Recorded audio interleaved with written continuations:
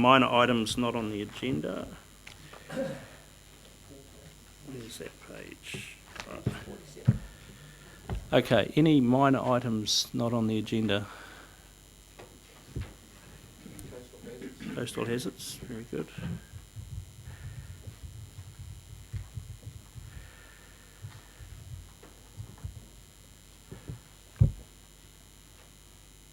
Okay, right, let's get into the meeting then. Item 7, affixing the common seal on page 15. Mr. Drury, do you wish to comment on any of that? Not really, Mr. Chairman. I mean, there's half a dozen leasehold properties that continue to move through. The rest are to do with flood and drainage schemes and catchments. And no questions. Happy to move, Councillor Scott. Thank you. We have a seconder. Thank you, Councillor Dick. Put that motion. Then all those in favour, please say aye. Contrary, no. Carried. Okay. Proposed schedule of council and committee meetings, which is in the attachment. Hand that over to the Chief Executive. Thank you, Mr. Chairman. So, councillors, this is an attachment in the addendum to the agenda, attachment 1 on page 3. Mrs. Hooper has prepared this, so it is a first cut, if you like, at the meeting schedule for next year, and as the actual briefing paper itself on page 19 outlines, it's been developed taking into account a number of things, and particularly including time frames for annual plan development, consultation, hearings and audit, as we always do. The fact that next year there's the triennial local body elections also will make some changes to the standard meeting agenda, and essentially just trying to fit in the regularity of the of those committees, trying to, again, to keep to, as far as possible, to set days of the week. So the bulk of the council meetings and standing committees are held on a Wednesday. The Regional Transport Committee is always held on a Friday. The Maori Committee is normally held on a Tuesday, and so forth. So just bearing in mind all of that, this is a first go at, or hopefully a final go, but this is the meeting agenda and schedules for next year. Any questions? Are we allowed to shift the election day? To when? I don't know, there's a fishing competition on that day. Oh. No, yeah. Any questions? Sorry, Councillor Hewitt. So if anyone have any clashes, do we email Leanne? What are you requiring from here? Well, I mean, as far as possible, we'd like to be able to, stick to the principles of this. But if there is a serious clash, then maybe it's possible to discuss that now and get some consensus, or to email Mrs. Hooper. Yeah. I have that Wednesday, the 7th of December, that particular Wednesday every year's my daughter's prize giving. I have a problem with every meeting on that day, and as I'm chairing that, I'm just signalling I'm not available on that day. We can, because there's only the 4 of you on that committee. Yeah, but we could shift that to the Tuesday if that was. I thought it was I don't like Monday. Oh no, that's right. Sorry. But I would just make the point. It would seem to me that just as we just had an election, we don't.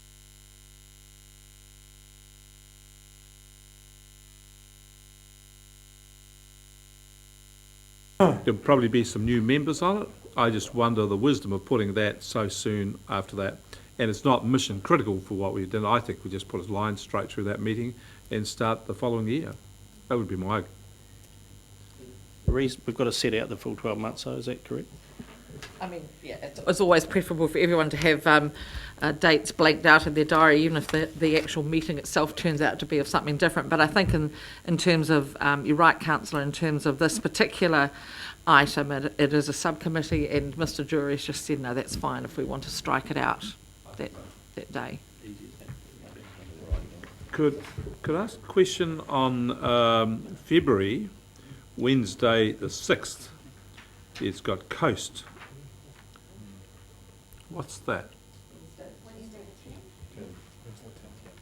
Oh, Wednesday the 10th, yeah, the other one's here, 10th, yeah. That's Councillor Bevan's Coastal Strategy Development Group. All right, I didn't see that in the legend. All right, it's in black there.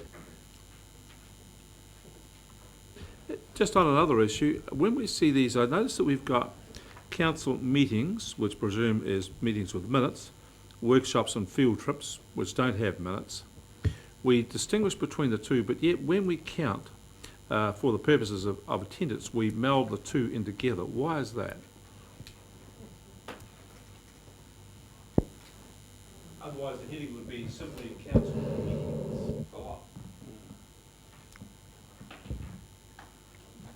Through you, Mr. Chair. It was just a request of councillors previously. So the request was that any potential field trips or workshops be identified in terms of a date as early on as possible, and to set aside that for people to include in their diaries. I get that, but that wasn't the point of the question. The point of the question was, we make a distinguish here between council meetings, which are minuted, as different from a workshop on a field trip. Quite right, and they should be in the diary planning forward, going forward. But when we aggregate the meetings for attendances, we put meetings with minutes, along with workshops, along with field trips, and aggregate the total and imply that they're all of equal value, but they're not. They're quite different. And I wonder why we distinguish one group from another in the heading, as we should do, but another area we do not. No simple answer. It's just, No, that's been a long time practice of the council. Official council days that you are expected to attend. Simple as that. Other questions? Councillor Dick. Comment really. I've got no problem with this as it stands, and I've got no problem with excluding that particular subcommittee.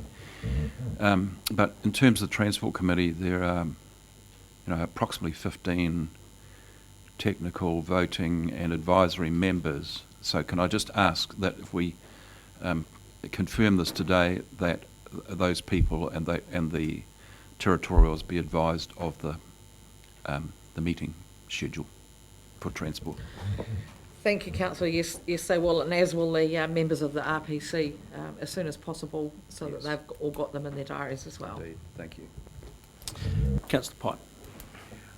Just I noticed that you do have school holidays there, but they're actually just those are just your public holidays. The school holidays aren't actually marked in there, so you'll put those in there. Thank you.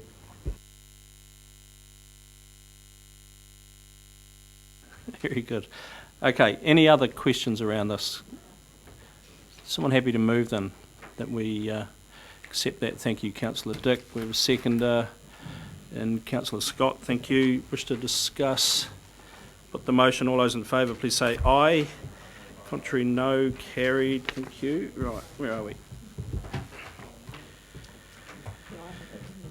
The non-existent item, Mr. Mohi, you wish to give us an update there, please? Thank you, Chair. Yeah, there is a recommendation from the Maori Committee. If I can have that matter last, just to go through some of the things from the Maori Committee. There was good news was received in terms of Senior Maori Planner Advisor. Senior Maori Planner will be employed starting next week. That was very well received because it was part of an earlier Maori Committee submission. So that person is Joyce Ann Reihana. She was the senior manager, or still is until Friday, senior manager of Dock in Napier.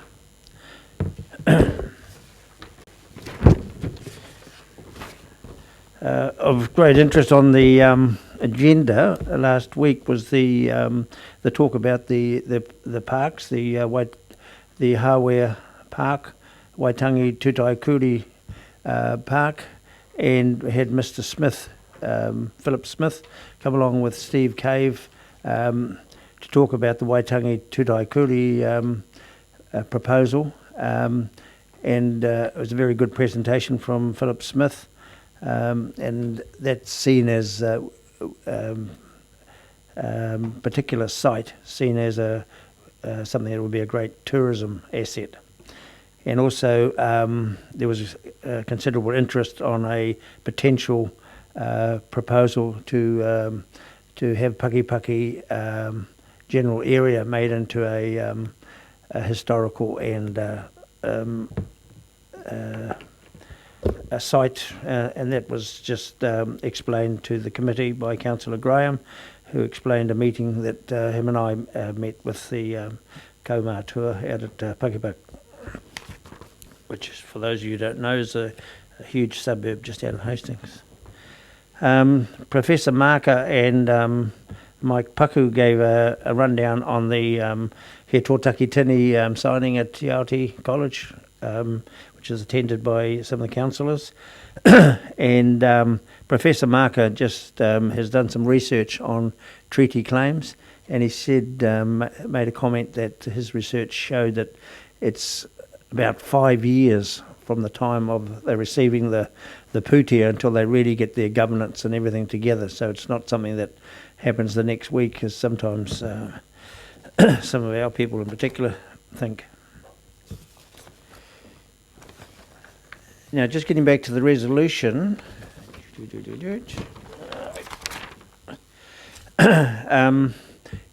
We were to have a review on a Maori committee and the regional planning committee, but that didn't quite happen before Helen left, so that's still up in the air.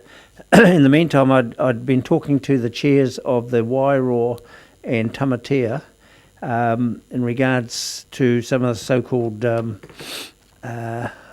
making the Māori committee more relevant.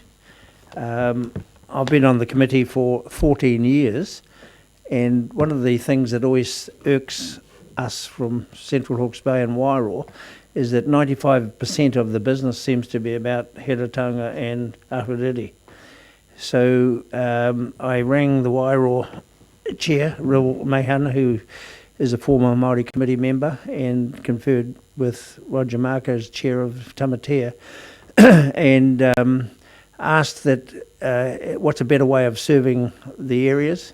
And we came up with a concept that in a normal year there would be 5 or 6 Māori committee meetings, and that if we could take 2 to Tamatea, 2 to Wairoa, and have at least two in Napier for Heretaunga and Ahuriri. And the thought being that when we go to Wairoa, the councillor representative from that area would attend the meeting, and the same with Central. Councillor Hewitt would attend the Māori committee meeting, as well as the regional planning committee member for each of those areas. The councillor, it was proposed that the council laws that are actually on the Māori committee have the option of going to those so-called satellite meetings, and excuse me, and I, as the chair, attend all of those meetings. But those members that are currently in Tamatea and Heretaunga wouldn't go to the Wairoa meetings. They would be able to go, but they wouldn't go. This would mean no difference in the budget, it'd probably actually a reduction. And the concept was that the tai whenua in those 2 outlying areas would organise the agenda in talking to the delegates, so the meetings wouldn't be necessarily long, and the agenda would be sent back to council here, and we would take the relevant managers with us to the meeting. And as an example, one of the rare requests from the Wairoa delegate was an update on the Wairoa River and how come that wasn't opened at a so-called appropriate time. And we were lucky enough to have Senior Manager Mike Adey give an explanation. But those sort of so-called small matters, if indeed we're having the Māori committee meeting at the tai whenua in Wairoa, the relevant people would be let known, And so that was the recommendation. Given that there's an election next year, there's only 4 Māori committee meetings, and it was proposed that we have one in Wairoa, one in Central Hawke's Bay, and 2 in Napier here. So that's a recommendation. I was going to say, Your Honour, Mr. Chair. I've been to court lately.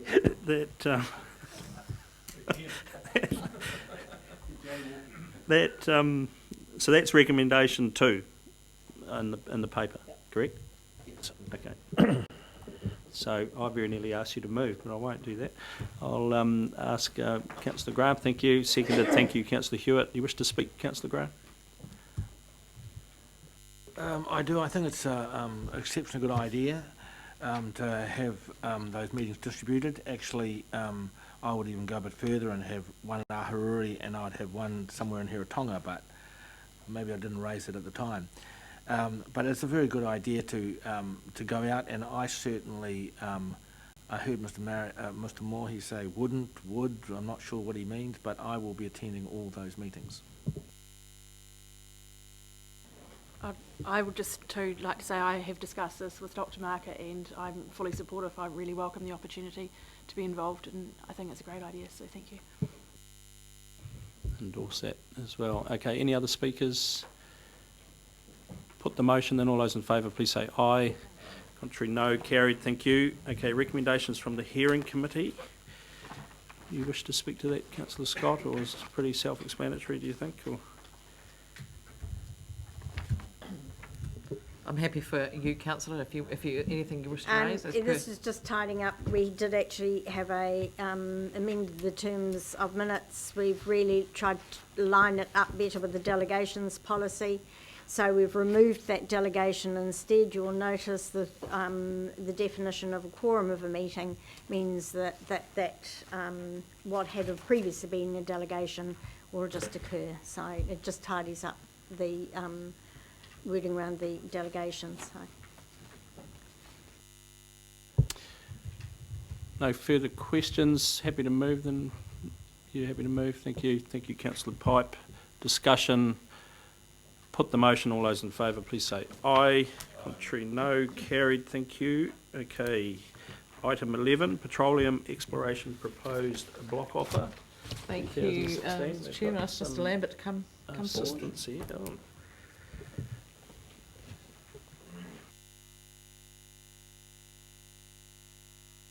Nephew. So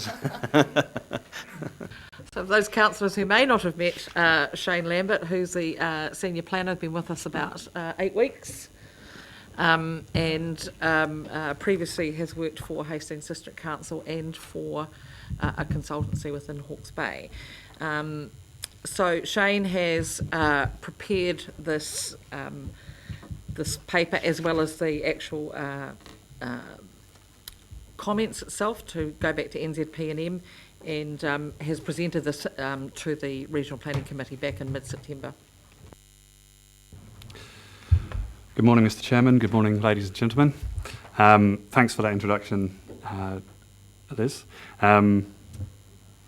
Yes, so some of you have already met me from my previous time in the Hawke's Bay, and I just wanted to thank you all for a number of you provide comments on the draft submission.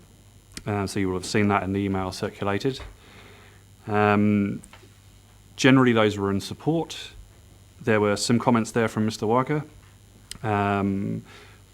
and we have included some of those points in the submission. It's just expanded slightly, and those were in regard to marine protected areas and concerns around seismic and earthquake issues. Generally, otherwise, there appeared to be across-the-board support for the submission, and the blocks sought to be excluded, as shown in the map appended. So now we're here as a decision item. The deadline for the submissions is the 30th. However, this item is going back to the RPC as an information item, and there is an opportunity for tangata whenua groups to make their own submissions if they wish to, and I've had it confirmed from New Zealand Petroleum and Minerals that they will accept late submissions if anybody wishes to. more than happy to answer any questions. I've co-authored this with Mr. Gavin Ide. As Ms Lambert mentioned, I've been here 8 weeks, and this was my one of my first tasks to take on. Councillor Scott. Would you allow me to give information rather than ask a question? Give information as Yeah. in... Well, on this, rather than ask a question. Let's It's try just, Let's try it. No, it's not. It does actually mention a number of councils who have been contacted with regard this. Napier City Council, one of the councillors actually took it on herself to find out about it. The information has gone to Napier City Council, and Napier City Council have already agreed at a meeting to submit in support of the submission. So just add that little bit of tidy up to it, and that information actually came from Gavin Ide, so he wasn't going to be here, so I said I'd pass it on. So are there any questions? Councillor Dick.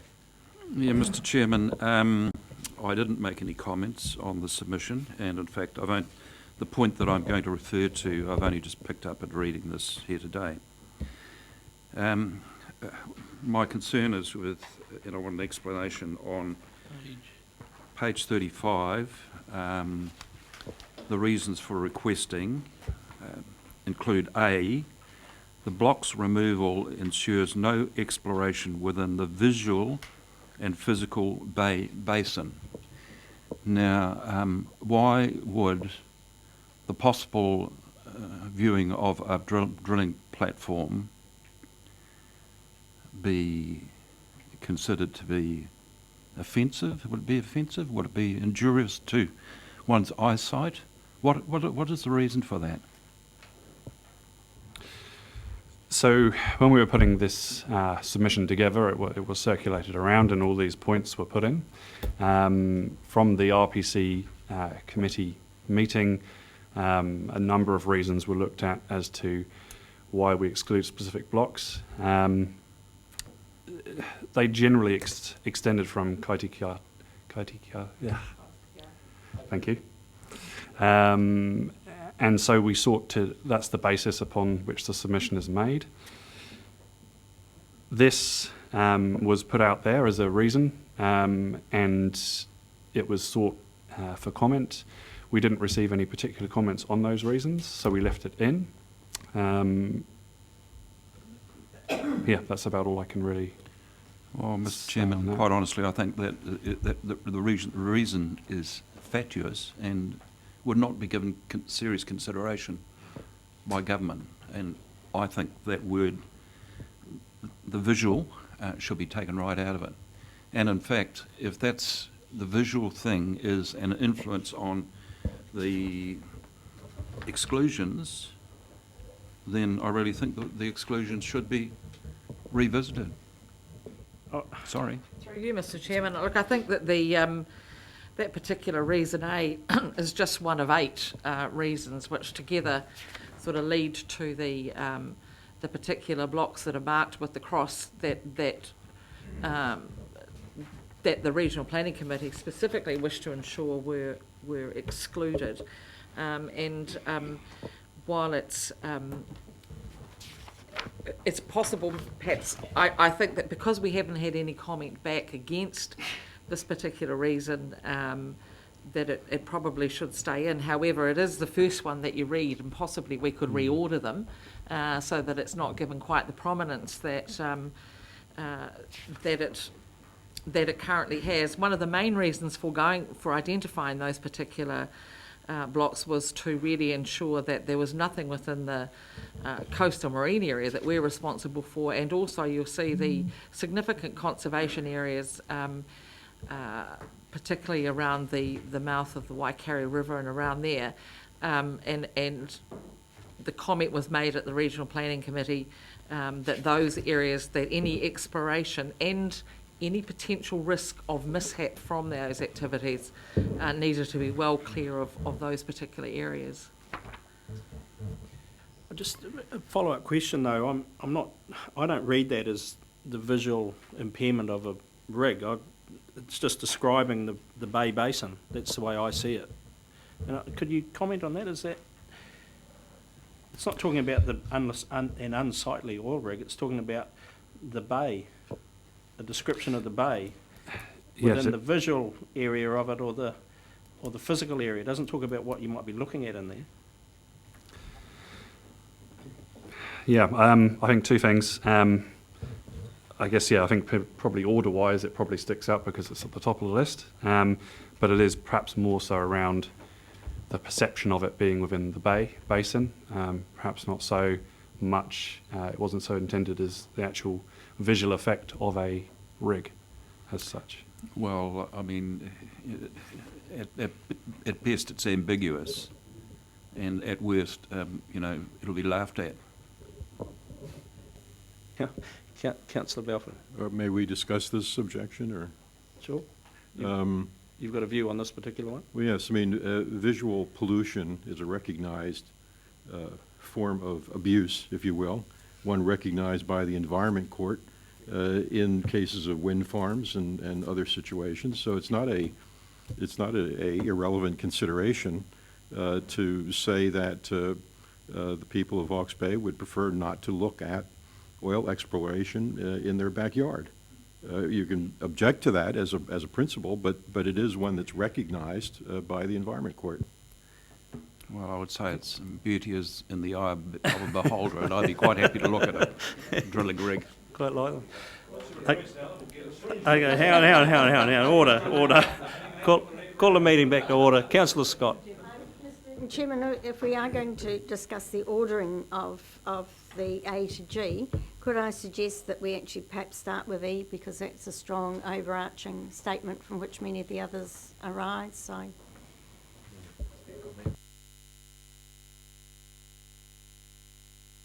And a follow-up question, sorry, I'll come to you. And a follow-up question, I mean, these are just suggestions, correct? Yeah. This is not entering, and just remind us that this is not part of a submission that we then go and speak to, etc. It's not a submission that we go and speak to, it's a written submission. That's it. Yep. Councillor Graham. I think this is excellent and well done. I enjoyed reading all those crosses, and it's what we resolved. My question is, what chance we got getting that through? So we go to the government, they say all this blue area, that's what they want to explore. And as a community, and as people representing the community, we go back and say, well, that's fine, you can do all this, but we don't want you to do this. What chance of success do we have with central government on this? That's a good question. Previous block offer submissions from the Regional Council have been taken on board, and we know that from the aquifer, exclusion of the aquifers from a previous block offer. There was some of you came along to the NZP&M information session last week, and just an ad hoc comment from one of their managers was that they do try and take on as much of the submissions as possible, and they're all given serious consideration. So I read Toro's emails as well. It doesn't seem that he was referring to this because he was worried about getting closer. So he's seen this, and does he sign off on this, that our proposal that we go back to the government and constrain them effectively? Mr. Walker has seen this, and I made mention earlier that as part of the process for the block offer submissions, that it's open to councils and tangata whenua groups, and there is an opportunity for Mr. Walker and his hapu iwi group to make their own submission if they wish to, and certainly this is going back as an information item to the RPC, and that will be commented upon there as well. So if this submission did not cover all his concerns, he has the opportunity to do so separately. I just have a further comment, because if we want to be successful in this, I think we need strong support from the iwi, from all the hapus up and down here. If we get strong support for this, then the government is less likely to oppose because it is a compromise. Our compromise, really. So that discussion will happen RPC, which is The 4th of November. Yeah, 4th of November next week. Okay. Thank you. Any other?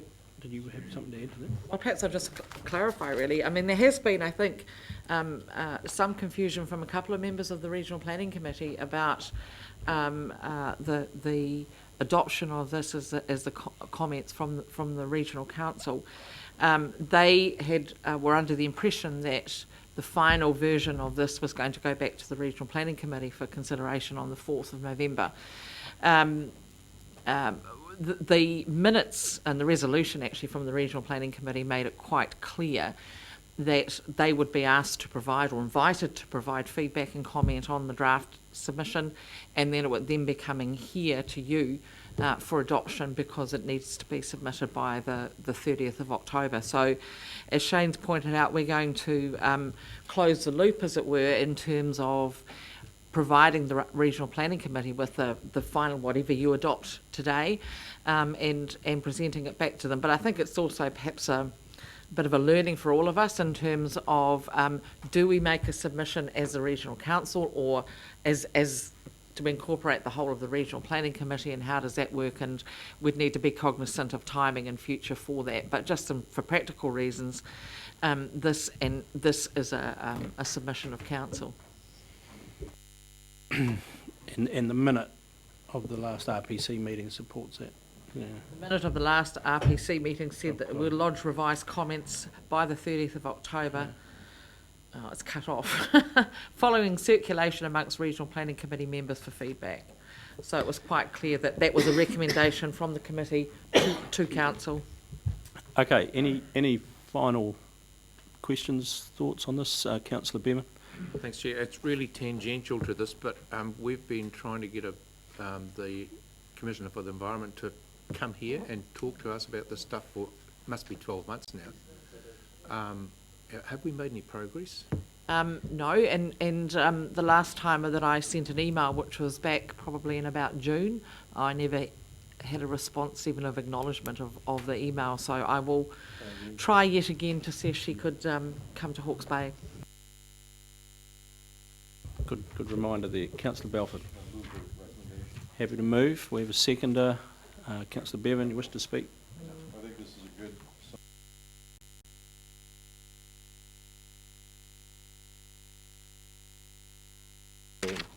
I'm happy to support it. Seconder. Nothing to add really, Chair. This has done the rounds. A number of people have commented on it.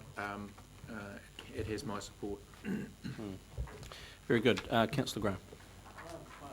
Comment. I also strongly support the changes which we're advising here. And I see this as a compromise, as I pointed out before, and I don't want to fail when we go to government. So this is a deal with local community doing a deal with government, as far as I can see, and I don't want to fail. So I want to make sure that we put all of our energies into to explain to them we're not altogether all happy about deep sea drilling, but we know that it's necessary in some circumstances. But this is a compromise from our community, and I don't want them coming back to us saying, "Go to hell." You know, so I want to put all of the energy of our community behind this when we go to them, and make sure that they know we're serious. Thank you. Councillor Scott. Thank you, Mr. Chairman. I certainly support the submission, and it certainly reflects the discussion we had at the RPC. I am also very pleased to know that Napier City have of their own accord come on board and got behind it, and I think that whole of local government approach actually would be a good idea. So I do beg the staff just to chase up Hastings District. I spoke to their deputy mayor yesterday and she was totally unaware of it, but I gave her the agenda so that she's got it in front of her and said follow up on it because it says that your council actually has been approached. So you know, it would be good to see those other councils that are involved, which for some reason it does actually go up as far north as Wairau, so it should include Wairau as well, that they've actually got a chance to add that, so we get a whole of local government approach would be a very, very good message. A united front. So Councillor Dick. Yeah, Mr Chairman, I'm tempted to move a resolution, an amendment to remove the word visual, but I believe I'd be wasting my time, so I won't. Thank you. Do you wish to sum up? Oh, you speak. Thank you. I would sort of record that I support the recommendation. I thought we had a very good discussion at the RPC. But I don't want to sound negative, but I do think we have to put a little bit of a frame around this. The drillers have got all of their rigs parked up and rusting in the US. The oil exploration ships are all tied up in Norway and Finland. World exploration for oil is falling dramatically. The shale fracking in the US is producing surplus energies. And within this environment, my personal view is that we need to put this forward as hard as we can, but we also need to be realistic. If drillers aren't drilling in other places around the world, then it's challenging for us to see why they would be here. So yes, we have to put our first foot forward. Yes, we have to press hard. No question about that. But the chances of this coming to having an oil rig for Councillor Dick to admire from the shore, my view, very slim. Wish to sum up? You happy? Okay. Put the motion. All those in favour, please say aye. Contrary, no. Carried. Thank you.